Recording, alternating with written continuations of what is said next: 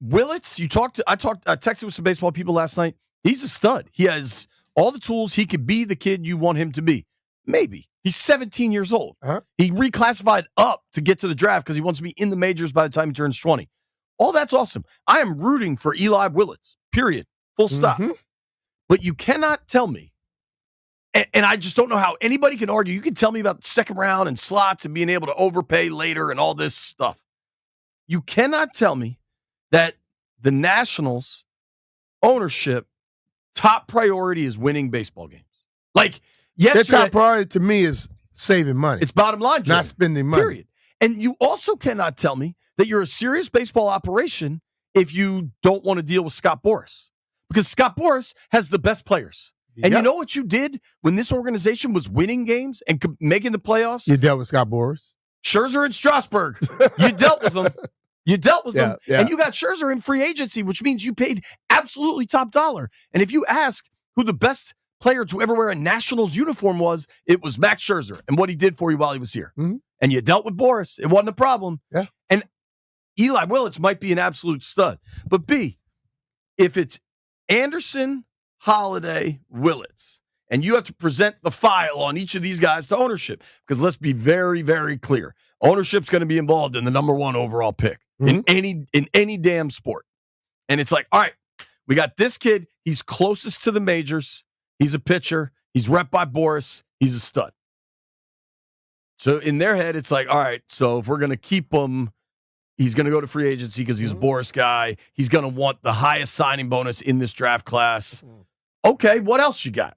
All right, we got this kid, stud hitter, probably gets in the majors within a year and a half. His father played in the bigs. His brother's in the bigs. He's a stud. He's a real deal. Oh, by the way, he might not be a shortstop. We might have to move him to the outfield. He might play third, but he's a 30, 35 home run guy. But he's rep by Boras. Okay, what else you got? Well, we got this young kid. His dad was in the majors. He's got the pedigree. He's a hustler. He does everything right. He's what you want in a player. He's not rep by Boras, and he's probably not in the majors for 3-4 years. That's my guy, right? Yeah. Like, it's not to knock on Willits what he can become. It's the process of landing. But if you're picking the number one pick in the baseball draft, I think you want to pick a guy who's closer to being ready to come and help you win games at the next level. Not the guy that is going to be there 3, 4, 5 years down the road. It doesn't make much sense to me. If I don't care about the different sports. If it's hockey, baseball, basketball, football, you give me soccer, whatever. If I have the number one pick, I want to pick the guy that can help me win games for my franchise the earliest. And I don't think when you're looking at Willis, he's that guy. I think the kid has a lot of talent, but you're talking about 3, 4, 5 years down the road. The world will be over by then. I'm kind of with BMitch. I mean, I get the baseball draft is kind of weird, but I just can't get over the fact that you would knowingly pass up on a guy that is, the consensus is this is the better player, this is the better prospect, but no, we're going to pass up on that guy for somebody different. I know, that doesn't happen in other sports. Occasionally the people get the pick wrong. It turns out that they're just dumb and weren't able to identify the best player. But in every other sport, if this guy, the teams, they just take the guy that they think is the best player with their pick. And it's just bizarre to me that you wouldn't do that. People really liked Edgecombe, right? The kid out of Baylor that went third overall. Mm-hmm. People really, really liked him. But nobody's skipping on Cooper Flagg because they think Edgecombe will sign easier. Yeah. It's just Caleb Williams had all sorts of questions about his signability. You know what he went? 1-1 because they thought he was the best player. Putting together a team, the first thing you do is you're trying to grab the most talented players. It's not grab the guy who's going to be most talented. Well, who you think going to be talented in 5, 6 years, 4 or 5 years. You want the guy who's going to be in 5 years or so. You want to be able to tell somebody, see, we made the right choice. This is what I told you. Not we're going to see what he's going to do in 5 years. And it like the baseball draft to me it's just weird, dog. Like I understand. I know people, you try to promote it by saying, oh yeah, they got to take time. If a guy got it, he got it. Like when Bryce came up, We knew he could play Strasburg. immediately. Right. They didn't have to wait that time. Baseball, we talk so much about how the other sports might do people when it comes to money. Baseball screws them more than anybody. Yeah, they get all this money later on, but hell, you probably played 8 years already. If they You had should get paid. If they had the 9th pick, the 14th pick, okay, I get it. You want somebody that I hope the kid ends up being I hope he's a star. spectacular. Sure. But basically, the experts behind the desk last night were shocked when it happened. And then you see how media works. They were like dumbfounded. Then they had to find a way to start promoting the positives about him. Because like you can't you can't dog the guy. Right. So you gotta start promoting things. But when it first hit, they were like, what? What Dude, the hell? B, You know what I'm saying? every morning I get this email from MLB.com, right? And it's called the morning lineup. And I like to read it in the morning when I have a moment on my phone. Should right? read in the morning. It's called the morning lineup. Right. And it just gives me an idea of what happened throughout baseball the night before, right? This is from MLB.com. Uh-huh. They're not going to say something negative. This is the official mouthpiece of Major League Baseball. The email subject line, a shocker with the top 2 overall picks. Then you click on the article, stunners at the top, shortstops galore, and more takeaways from draft day 1. Like, I know that some Nats fans, like I experienced this on Twitter last night, were like, oh, no, he was the guy. Talk yourself into whatever you want. He wasn't. Maybe he'll be an absolute star. Hope so. I am rooting for him to be an absolute star. Let's just be honest in the discourse. You know what I found out last night? Shortstop must be the great position of baseball. Because guys from the shortstop get picked, no matter where you at. I found out last night, Barry Larkin was a shortstop. He played in the majors, did he? He moved to another spot. Right. So you go, shortstop is like the left tackle, the most athletic guy, and then you move him anywhere on the offensive line you want to move him. You see what I'm saying? Because like they went on a run of all these shortstops, but it really confuses me, or it shows me that baseball wants to have control. They make the high school shortstop way more valuable than the college shortstop. You would think that people in college are throwing harder, hitting harder, everything. And if that shortstop is Golden Glove and working this thing in college, I would consider he's better than the other guy. But they will take that guy from high school before they do the guy from college.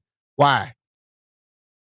Longer clock. Longer time service to clock. work. Yeah. And I think that's what it's about more than anything. Because either we're drafting guys from high school or we're getting them from other countries.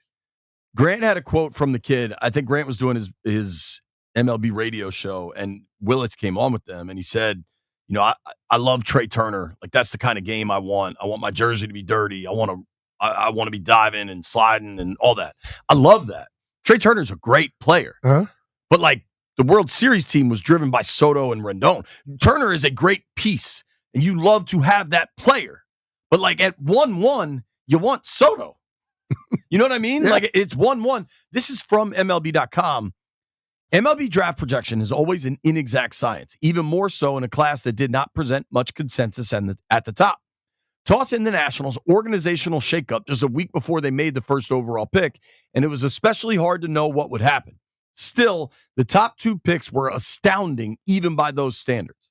Rather than follow the predicted formula of choosing Oklahoma prep shortstop Ethan Holliday, son of former All-Star Matt Holliday and brother of 2022 number 1 overall pick Jackson Holliday, the Nats went with a different type of prep pedigree in shortstop Eli Willits, also son of former major leaguer Reggie Willits. Eli was ranked as the number 5 prospect in this draft and was the youngest player in the prospect pool. The only players younger than Willits to go 1-1. And Landfill, I'll lean on you for this. I don't have much of a file on Tim Foley, who was drafted number 1 overall in 1968. Anybody? Tim Foley? Oh, hell. He was drafted, if the draft was the same time before I was born, I don't know. Hell. The only other dude? Ken Griffey Jr. All right.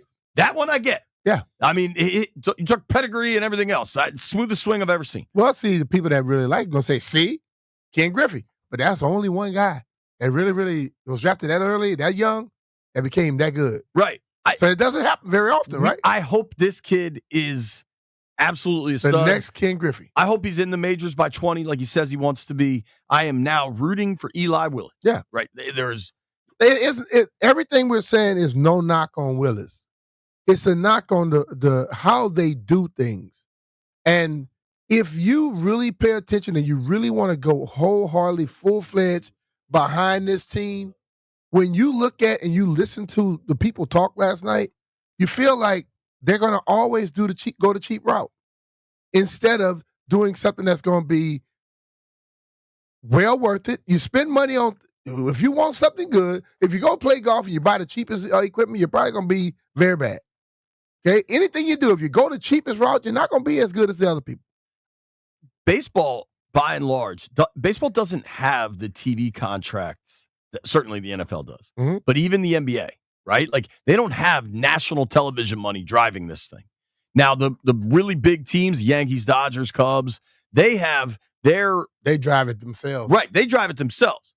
But a team like Washington, especially as this massive deal unwinds and who knows what's going to happen with their television rights and stuff, like the way the Nationals make a lot of money, butts in the seats. You got 80 games.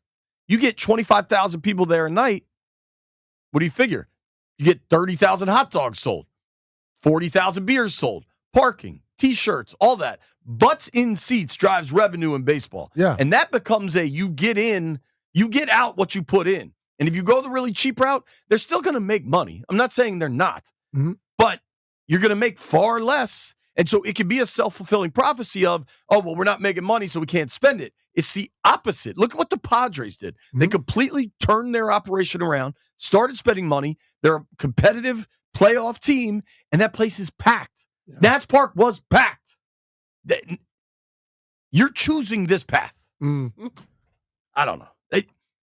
I saw an operation. The players try as hard as they can. The coaches try as hard as they can. But when the ownership's priority is not a commitment to winning games, when that is part of their priority list, but the bottom line is a bigger priority, this is what you get. I watched it happen for 20 years in Ashburn. Well, yeah.